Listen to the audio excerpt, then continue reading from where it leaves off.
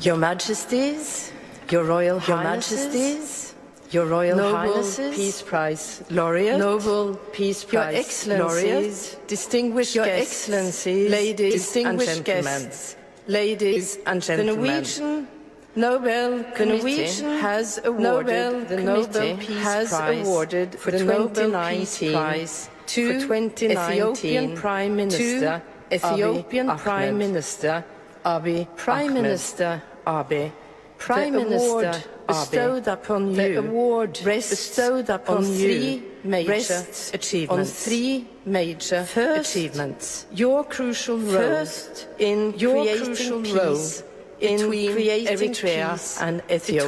Eritrea and Ethiopia. Your efforts to build democracy in Ethiopia by strengthening civil liberties, by strengthening civil institutions and developing institutions, but not least. And third, the award is given to you for your contribution to peace and reconciliation processes in East and Northeast Africa. For almost 3 decades, there has been serious discord between Eritrea and Ethiopia. At times, even full war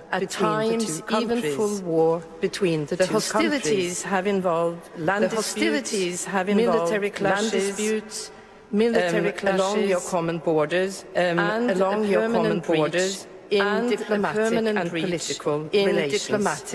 Since 2002, it has been developed into what has become known as a no peace, no war situation. Prime Minister Abiy, you have been called the man of the moment. Since during your first days in office as Prime Minister, you recognise the impetus which the transitional moment gave you, and swiftly gave you the deadlock situation. You seized the initiative. You seized were the main architect behind the peace negotiations, that were successfully conducted with Eritrea. Without the positive response of the President Isaias Afwerki, the conclusion of the two peace treaties would not have been possible. This has brought significant changes. The two nations of Eritrea and Ethiopia have in fact declared peace. Have in fact declared peace is a major step forward. In itself is a major step forward. The peoples of the two countries are increasingly able to travel and reunite. Border disputes have been settled. Border disputes and demarcation lines have been drawn up in accordance with the arbitration, in accordance with the arbitration ruling of an international boundary commission back in 2002. Political and diplomatic relations have been restored. However, much work remains to fully implement the intentions of the peace agreements. Several important border crossings remain closed, and the peoples of Eritrea and Ethiopia therefore have limited access to one another. The peace agreements also incorporate ambitions of social, cultural and economic development. At present, this work seems to be at a standstill. It is the hope of the Norwegian Nobel Committee that your previous achievements, coupled with the added encouragement of the Peace Prize, will spur the parties to further implementation of the peace treaties. Dr. Abiy Ahmed, you were appointed Prime Minister in a country facing multitudes of challenges. Regional and ethnic divides have resulted in approximately 3 million internally displaced persons. These people are homeless within their own country and desperately need to return to their communities. You are also confronted with the daunting task of stimulating economic development, battling unemployment, and improving education, healthcare, and infrastructure. All of these tasks are critical building blocks in the process of constructing peace. The concept of peace must incorporate social justice and material improvement that will benefit all people. During your first 100 days as Prime Minister, you took several firm initiatives to promote peace and democratic reform in your country. A strong statement was made when you appointed women to 50% of the ministerial posts in your cabinet. As a woman myself, I would say that this is a wise move. An equally wise move has been to appoint the world's second Minister of Peace, another woman, naturally, Mrs. Muferiat Kamil, who is present here today.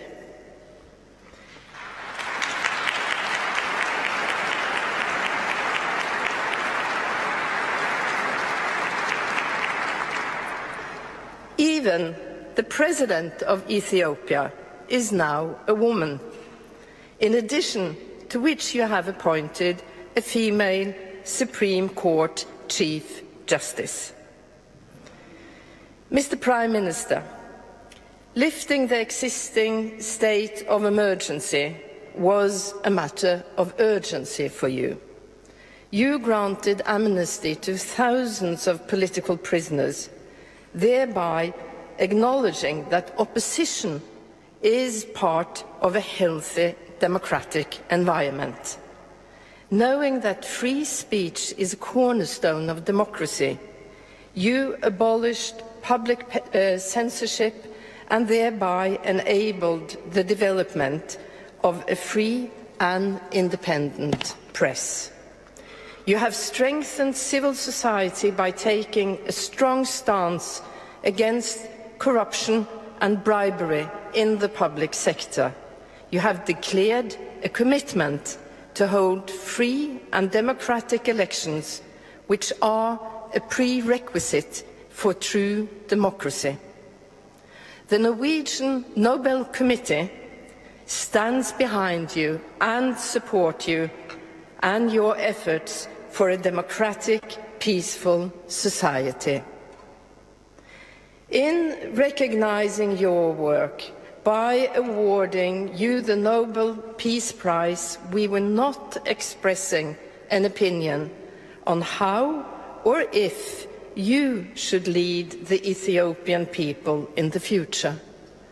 The leadership of Ethiopia and its political platform must be decided by Ethiopian people and the Ethiopian people alone.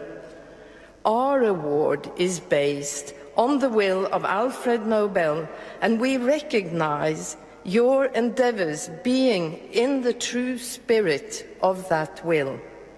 You have chosen a path that we believe will consolidate peace and prosperity in your country.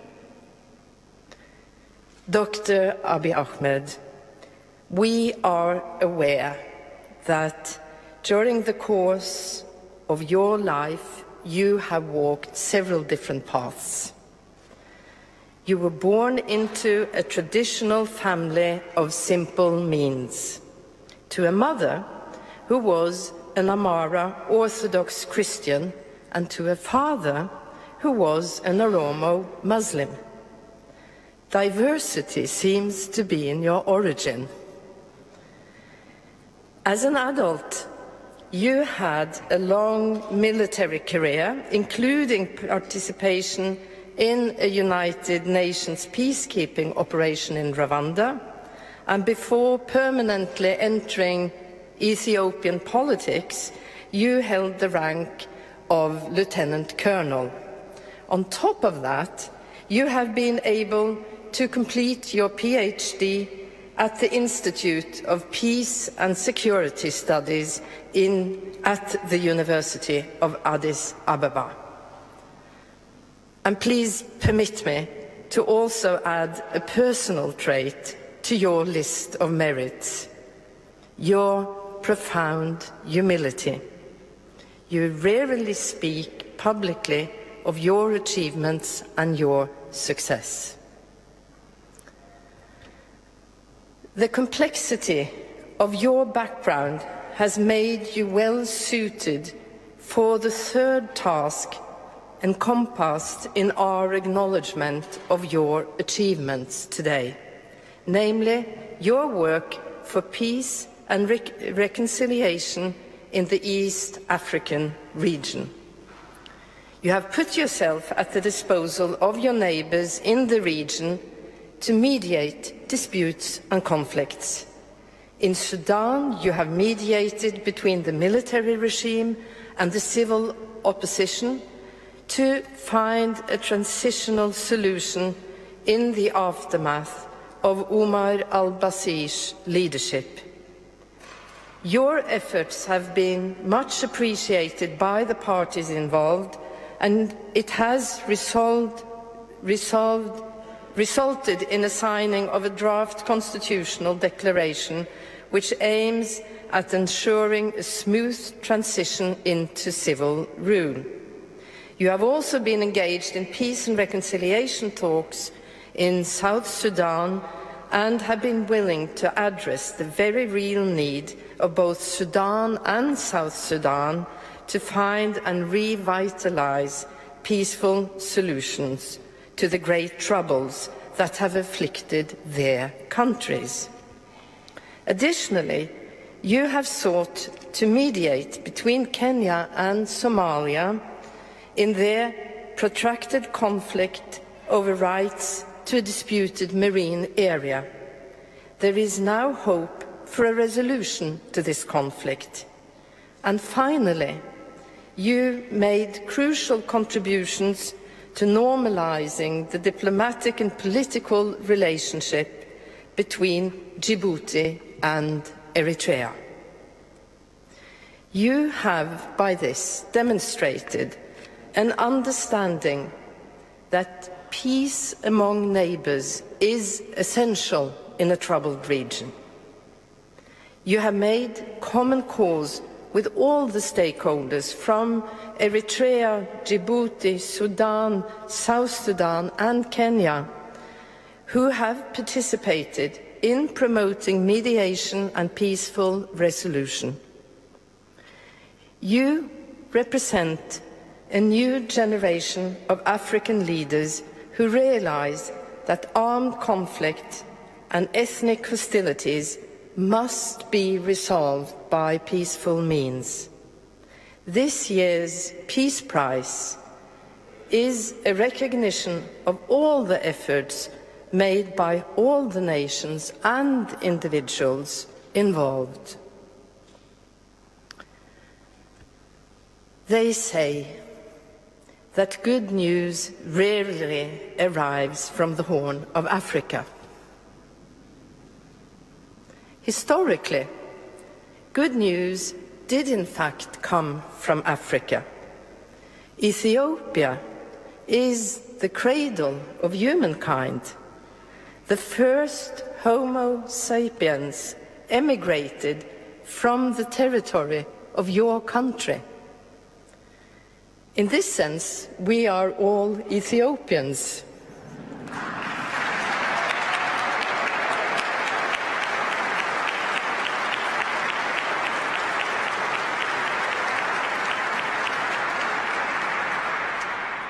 Your country has a unique history. also within an African context, since it was never colonialized by any Western power. It is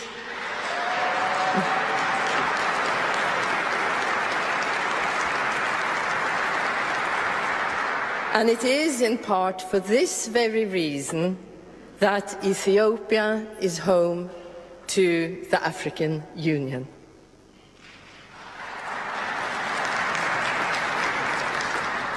But the good news of today is your endeavors to establish a new order of peace initiatives, openness, and peaceful mediation to find new solutions to old disputes.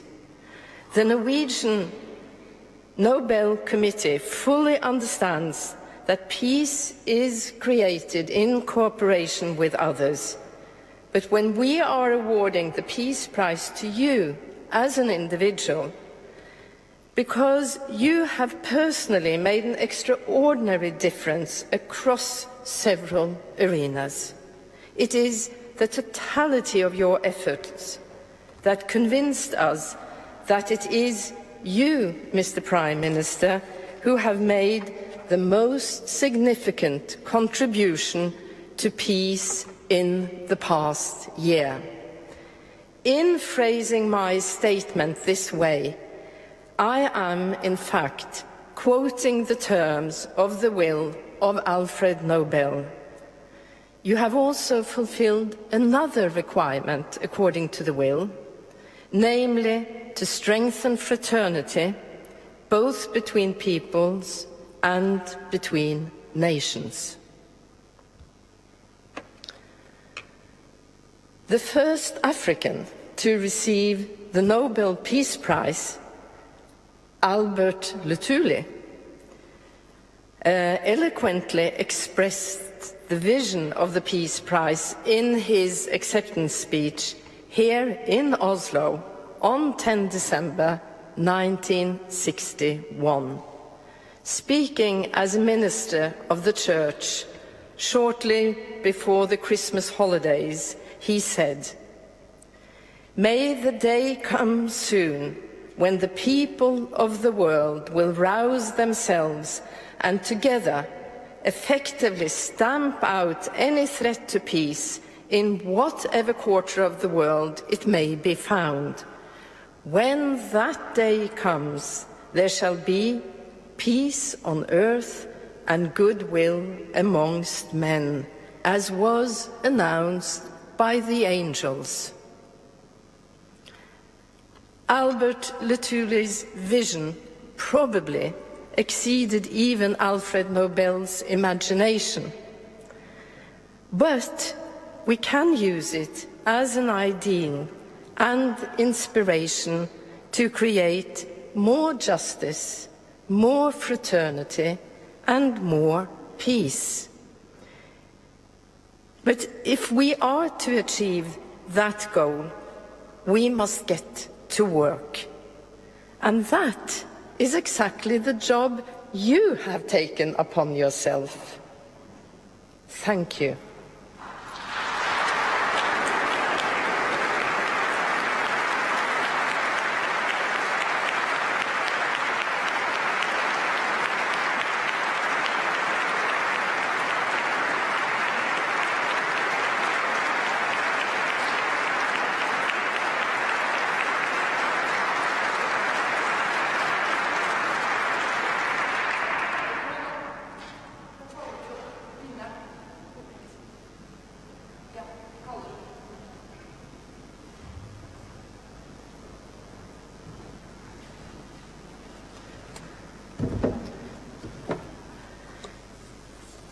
Mr. Prime Minister, I got lost in words. I'm here to give you an award in the form of a diploma and a gold medal.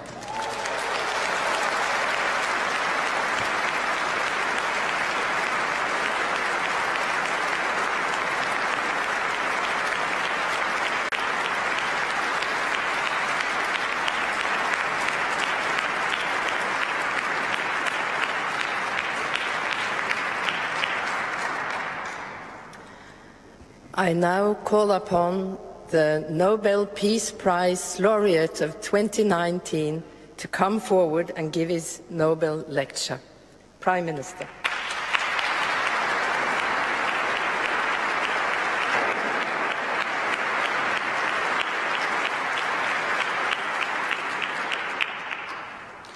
Your Majesties, Your Royal Highnesses, distinguished members of the Norwegian Nobel Committee, fellow Ethiopians, fellow Africans, citizens of the world, ladies and gentlemen.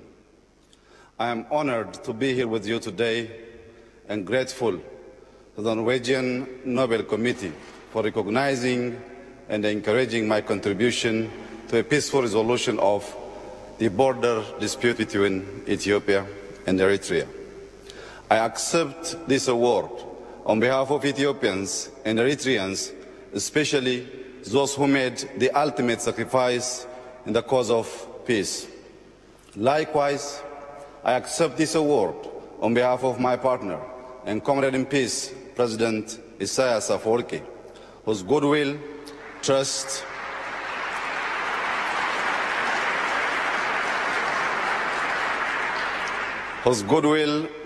and commitment were vital in ending the two-decade deadlock between our countries. I also accept this award on behalf of Africans and citizens of the world for whom the dream of peace has often turned into a nightmare of war. Today, I stand here in front of you talking about peace because of faith. I crawled my way to peace through the dusty trenches of war years ago. I was a young soldier when war broke out between Ethiopia and Eritrea. I witnessed firsthand the ugliness of war in frontline battles. There are those who have never seen war but glorify and romanticize it. They have not seen the fear. They have not seen the fatigue. They have not seen the destruction or heartbreak, nor have they felt the mournful impotence of war after the carnage. War is the epitome of hell for all involved. I know because I have been there and back. I have seen brothers slaughtering brothers on the battlefield. I have seen older men, women and children trembling in terror under the deadly shower of bullets and artillery shells. You see, I was not only a combatant in war, I was also a witness to its cruelty and what it can do to people. War makes for bitter men, heartless and savage men. 20 years ago, I was a radio operator attached to an Ethiopian army unit in the border town of Baduma. The town was the flashpoint of the war between the two countries. I briefly left the Foxwall in the hopes of getting a good antenna reception. It took only but a few minutes, yet upon my return, I was horrified to discover that my entire unit had been wiped out in an artillery attack. I still remember my young comrade in arms who died on that ill-fated day. I think of their families too. During the war between Ethiopia and Eritrea, estimated 100,000 soldiers and civilians lost their lives. The aftermath of the war also left untold numbers of families broken. It also permanently shattered communities on both sides. Massive destruction of infrastructure further amplified the post-war economic burden. Socially, the war resulted in mass displacements, loss of livelihoods, deportation, and denationalization of citizens. Following the end of active armed conflict in June 2000, Ethiopia and Eritrea remained deadlocked in stalemate of no war, no peace for 2 decades. During this period, families were split over borders, unable to see or talk to each other for years to come. Tens of thousands of troops remained stationed along both sides of the border. They remained on edge, as did the rest of the country and region. All were worried that any small border clash would flare into a full-blown war once again. As it was, the war and the stalemate that followed were threats for regional peace, with fears that a resumption of active combat between Ethiopia and Eritrea would destabilize the entire Horn region. And so, when I became Prime Minister about 18 months ago, I felt in my heart that ending the uncertainty was necessary. I believed peace between Ethiopia and Eritrea was within reach. I was convinced that the imaginary wall separating our two countries for much too long needed to be torn down. And in its place, a bridge of friendship, collaboration, and goodwill has to be built to last for ages. That's how I approached the task of building peace, a peace bridge with my partner, President Isaias Afwerki. We were both ready to allow peace to flourish and shine through. We resolved to turn our swords into plowshares and our spears into pruning hooks for the progress and prosperity of our people. We understood our nations are not enemies, and instead we were victims of the common enemy called poverty. We recognized that while our two nations were stuck on all the grievances, the world was shifting rapidly and leaving us behind. We agreed we must work cooperatively for the prosperity of our people and our region. Excellencies, ladies and gentlemen, today we are reaping our peace dividends. Families separated for over 2 decades are now united. Diplomatic relations are fully restored. Air and telecommunication services have been reestablished, and our focus has now shifted to developing joint infrastructure projects that will be a critical lever in our economic ambition. Our commitment to peace between our two countries is ironclad. One may wonder how it is that a conflict extending over 20 years can come to an amicable resolution. Allow me to share with you a little about the beliefs that guide my actions for peace. I believe that peace is an affair of the heart. Peace is a labor of love. Sustaining peace is hard work, yet we must cherish and nurture it. It takes a few to make war, but it takes a village and a nation to build peace. For me, nurturing peace is like planting and growing trees. Just like trees need water and good soil to grow, peace requires unwavering commitment, infinite patience, and goodwill to cultivate and harvest its dividends. Peace requires good faith to blossom into prosperity, security, and opportunity. In the same manner, trees absorb carbon dioxide to give us life and oxygen. Peace has a capacity to absorb the suspicion and doubt that may cloud our relationship. In return, it gives back hope for the future, confidence in ourselves, and faith in humanity. The humanity I speak of is within all of us. We can cultivate and share it with others if we choose to remove our masks of pride and arrogance. When our love for humanity outgrows our appreciation of human vanity, then the world will know peace. Ultimately, peace requires an enduring vision, and my vision of peace is rooted in the philosophy of Maddamar. Maddamar, an Amharic word, signifies synergy, convergence, and teamwork for a common destiny. Maddamar is a homegrown idea that is reflected in our political, social, and economic life. I like to think of Maddamar as a social compact for Ethiopians to build a just, egalitarian, democratic, and human society by pulling together our resources for our collective survival and prosperity.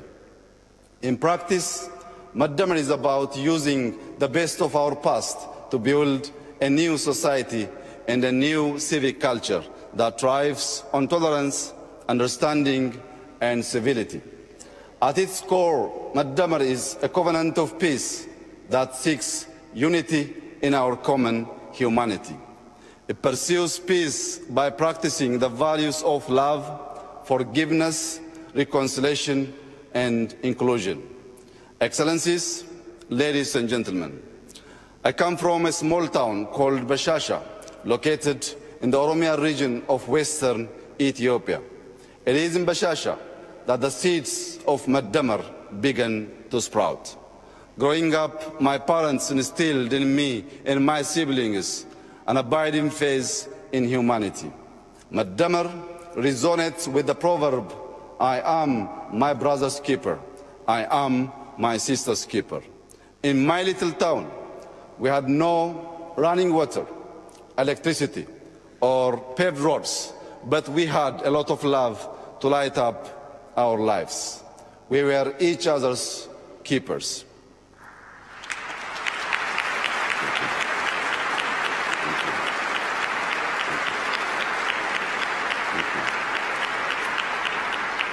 Faith, humility, integrity, patience, gratitude, tenacity, and cooperation, of course, are like a mighty stream. And we travel together on 3 country roads called love, forgiveness, and reconciliation. In the Maddamar idea, there is no us and them.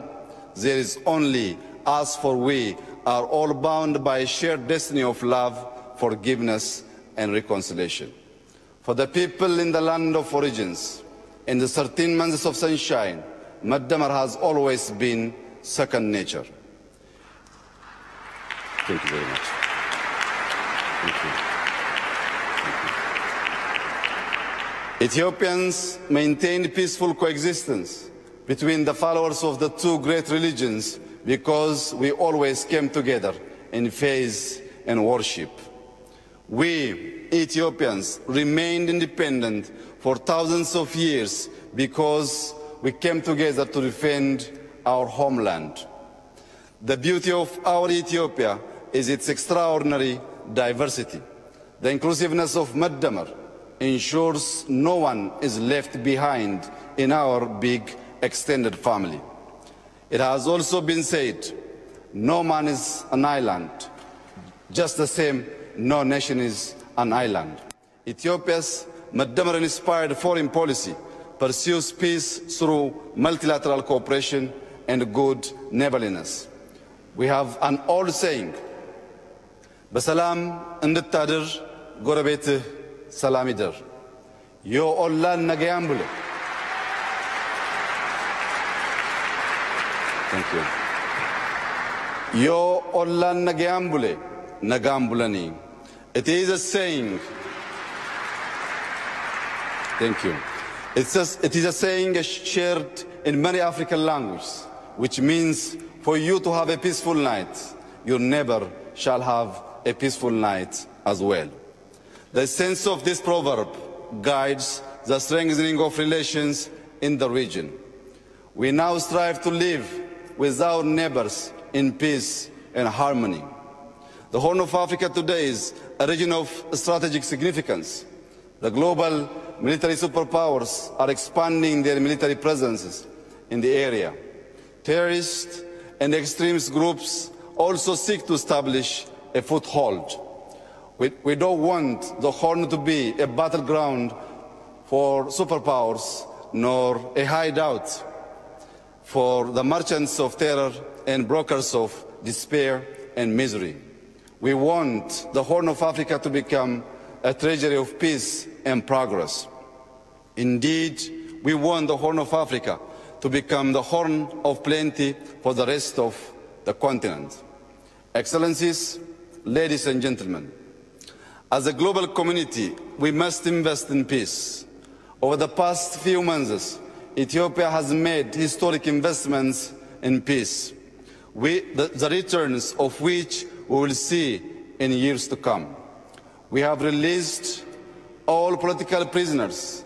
We have shut down detention facilities where torture and vile human rights abuses took place. Today, Ethiopia is highly regarded for press freedom. It is no more a jailer of journalists. Opposition leaders of all political stripes are free to engage in peaceful political activity. We are creating an Ethiopia that is second to none in its guarantee of freedoms of expression. We have laid... Thank you. Thank you. Thank you. Thank you very much. Thank you. We have laid the groundwork for genuine multi-party democracy, and we will soon hold a free and a fair election. I truly believe peace is a way of life, war a form of death and destruction. Peacemakers must teach peacebreakers to choose the way of life. To that end, we must help build a world culture of peace. But before there is peace in the world, there must be peace in the heart and mind. Thank you.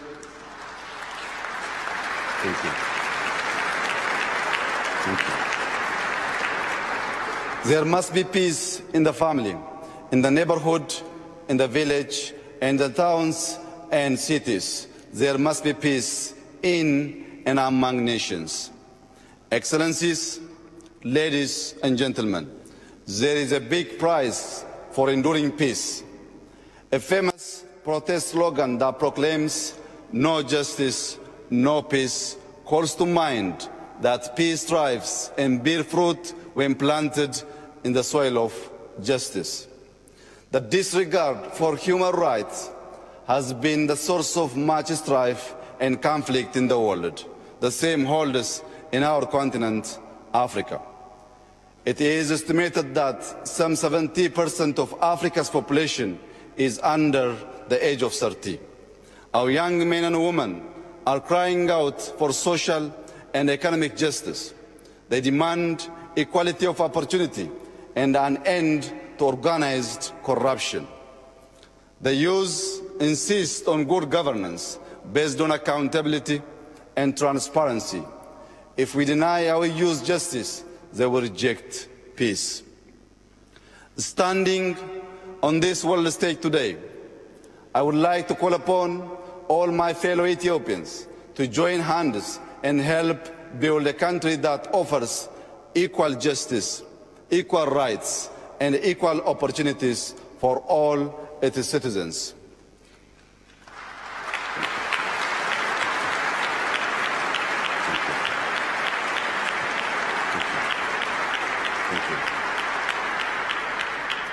I would like to especially express that we should avoid the paths of extremism and division powered by politics of exclusion.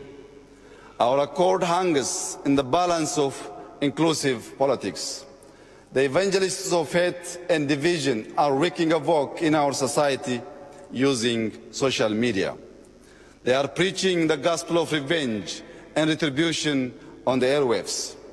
Together, we must neutralize the toxin of hatred by creating a civic culture of consensus-based democracy, inclusivity, civility, and tolerance based on Maddamar principles. The art of building peace is a synergistic process to change hearts and minds, beliefs and attitudes that never cease. It is like the work of struggling farmers in my beloved Ethiopia. Each season, they prepare the soil, sow seeds, and control pests. They work the fields from dawn to dusk in good and bad weather. The seasons change, but their work never ends. In the end, they harvest the abundance of their fields. Before we can harvest peace dividends, we must plant seeds of love, forgiveness, and reconciliation in the hearts and minds of our citizens. We must pull out the weeds of discord, hate, and misunderstanding, and toil every day during good and bad days too. I am inspired by a biblical scripture which reads, "Blessed are the peacemakers, for they shall be called the children of God." Equally,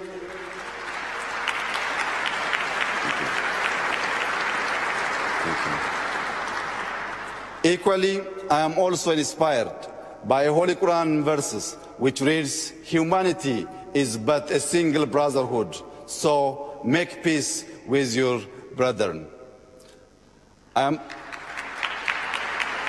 Thank you very much. Thank you. I am committed to toil for peace every single day, and in all seasons, I am my brother's keeper.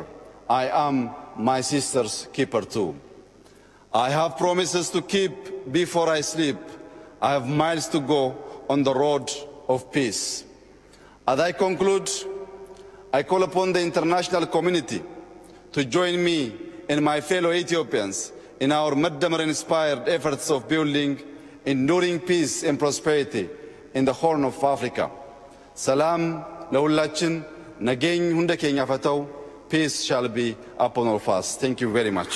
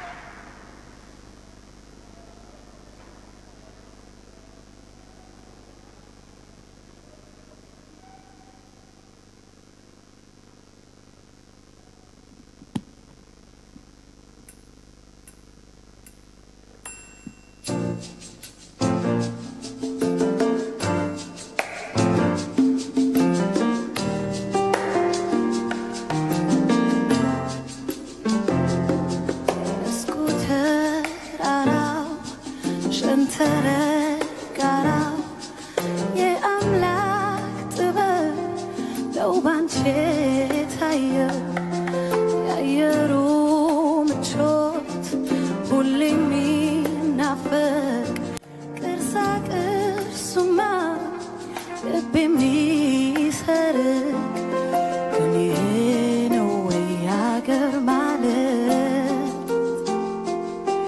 ለዚህስ ብቻ ነው የሞቱለት? የተፎከረው የተለቀሰው የአባቶቻችን ደም የፈሰሰው ለቡናው ነበር ወይስ ለእንጀራው? ለአራዊቱ ለአፈር ለሜዳው? ኧረ ይሄ ነው ወይ አገር ማለት? ለዚህስ ብቻ ነው ወይ የሞቱለት? ኧረ ይሄ ነው ወይ አገር ማለት? ለዚህስ ብቻ ነው ወይ ምን ሞትለት?